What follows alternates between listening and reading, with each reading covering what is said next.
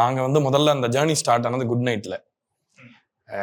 நான் வந்து ரொம்ப நாளா தேடிட்டு இருந்தேன் ஆக்சுவலா. இந்த மாதிரி யாராவது இருப்பாங்களா இண்டஸ்ட்ரியில? ஏன்னா இப்போ எனக்கு ஒரு சீக்ரெட்டான எனக்குள்ள ஒரு சினிமால இருக்கான். எனக்கு சில ட்ரீம்ஸ் இருக்கு. இந்த மாதிரி படங்கள்லாம் நம்ம பண்ணுங்கிறது இல்லை, யாராவது பண்ணா கூட நம்மளுக்கு அது சூப்பரா இருக்குமே அப்படின்னு சந்தோஷமா இருக்கும்.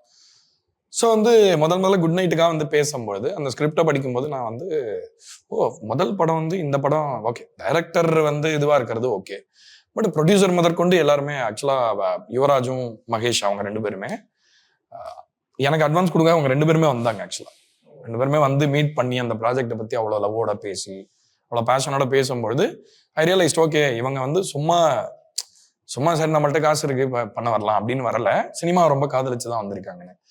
குட் நைட் பண்ண அது இன்னும் புரிஞ்சுது. அந்த டிராவல்ல வந்து அவங்க ஆக்சுவலா எவ்வளவு கஷ்டப்பட்டு அந்த மாதிரி, ஏன்னா உங்களுக்கே தெரியும் இன்னைக்கு சினிமா வந்து இப்போ எடுக்கிறது வந்து கஷ்டம் தான்.